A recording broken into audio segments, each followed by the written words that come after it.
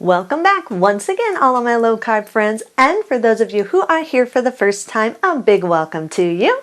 Fall time is just around the corner, just a few days away, and in honor of fall, I'm going to show you how to make one of my favorite cakes.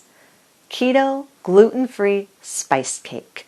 I love spice cake. When it is cooking, all those spices just fill your house and make it smell so yummy.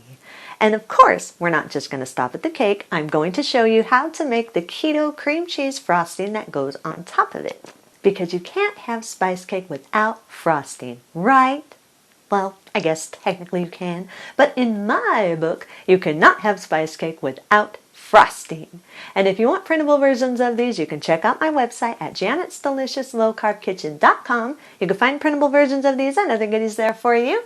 And if you're new to the channel and you want to see lots of yummy keto recipes, make sure you click that subscribe button and click that notification bell that's right next to the subscribe button. That way you can be notified every time I put out a new video.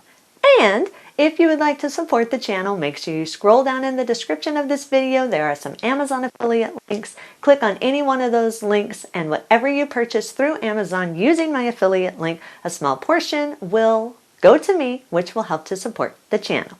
Even if you don't want the item that it routes you to, just go up to the search bar at Amazon. As long as you're using my affiliate link, whatever you purchase, a small portion will go to me, which will help to support the channel. And while you do all that, let's get cooking.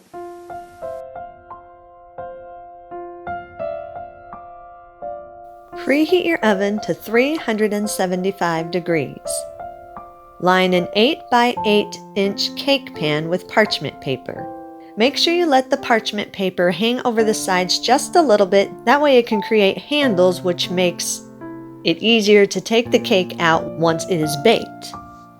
In a large mixer bowl, combine 1½ cups almond flour, a ½ cup of coconut flour, 1/4 cup of brown swerve or brown sugar sweetener of your choice, 1/3 cup of monk fruit or granulated sweetener of your choice, 1 tablespoon of baking powder, a ½ teaspoon of salt, 3/4 teaspoon of ground cinnamon, 1/4 teaspoon of ground ginger, a ½ teaspoon of ground allspice, and a 1/4 teaspoon of ground nutmeg.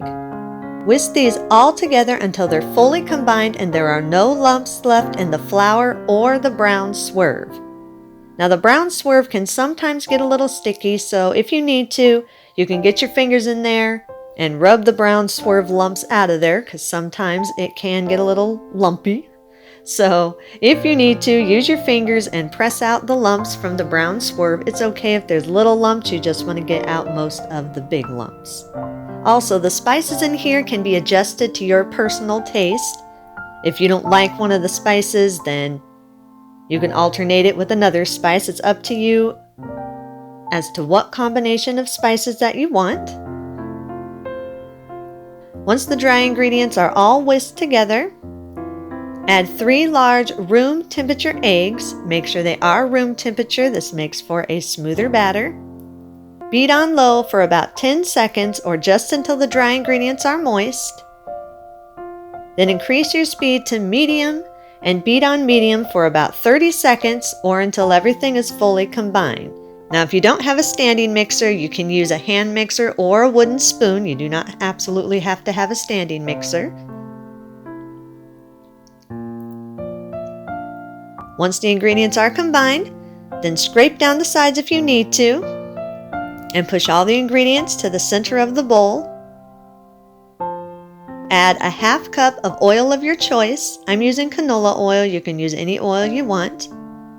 A 1/4 cup of soft butter. Make sure it's just softened, not melted. 1½ teaspoons of vanilla extract. And 1/8 cup of sour cream, or you can use plain yogurt if you prefer. This helps give it a lot of extra moisture. Then beat on medium for about 30 seconds or until everything is fully combined and you have a smooth batter. Once your batter is nice and smooth, Scrape down the sides once again if you need to and push all the ingredients to the center of the bowl. Then scrape the batter into your prepared cake pan and use a spatula and spread the batter all out until it is even all the way throughout the pan. You do want to make sure that it's nice and even and that the top is flat.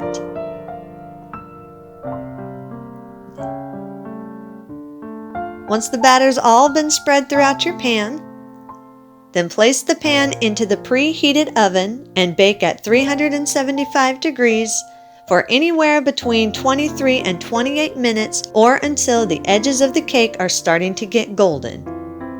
Now remember, this is a gluten-free recipe and gluten-free baked goods will be soft. So you do not want to cook this until it's firm. You're just looking for the edges to be golden. It will still be soft, but it will firm up as it cools in the pan. Mine took about 25 minutes. Everybody's oven is different, so anywhere between 23 and 28 minutes, just to look for it to start getting golden around the edges and a tester to come out clean in the middle. Once the cake is done cooking, allow it to cool in the pan for at least 1 hour so it has time to firm up and be a nice moist cake.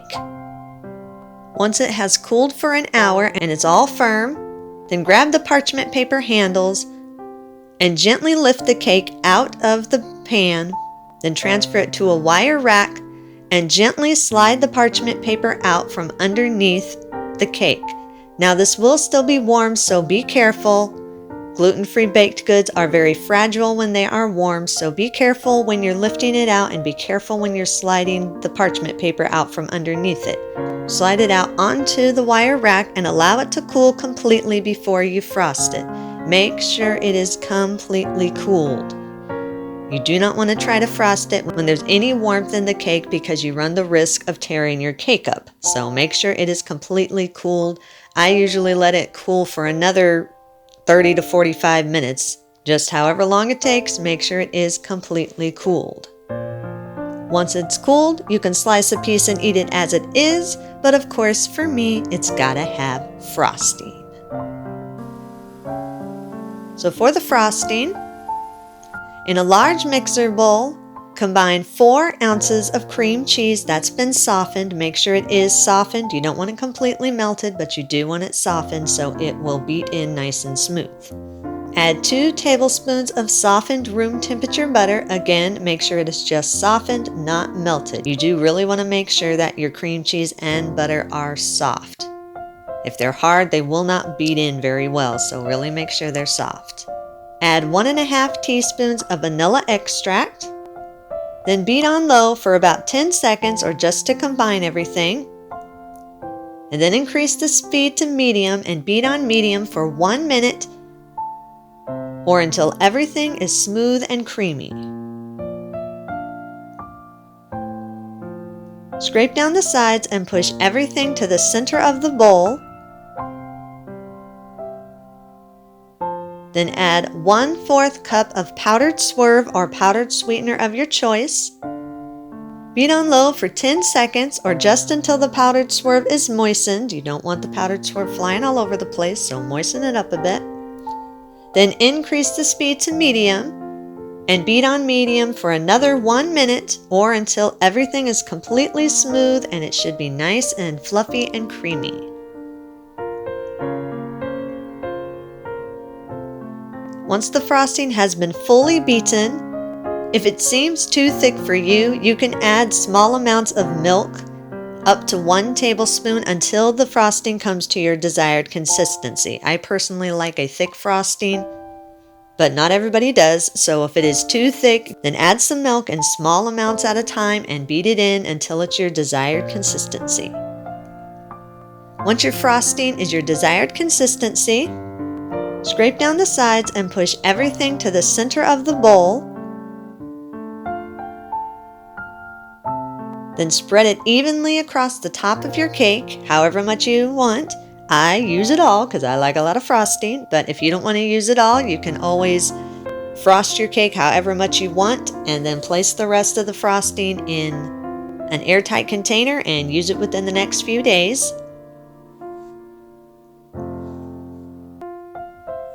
Once the cake is all frosted, you can cut a piece and eat it as it is, but for me, of course, I like my flavor, and so I like to dust it with a little bit of cinnamon dust. And to make the cinnamon dust, all you need is a half tablespoon of brown swerve and a 1/4 tablespoon of ground cinnamon. Then you just whisk those two together until there's no lumps, and sprinkle your desired amount over the cake. And now, we slice our desired piece, we put it on a serving plate, and we eat and enjoy. And that's our recipe of the day. I hope you enjoyed it. If you did and you want to see more videos like this, make sure you click that thumbs up like button, click that subscribe button. You can leave me a comment if you want to. Let me know if there's any recipes that you'd like to learn how to make, and I'll do what I can to get those out there for you. And as always, keep cooking.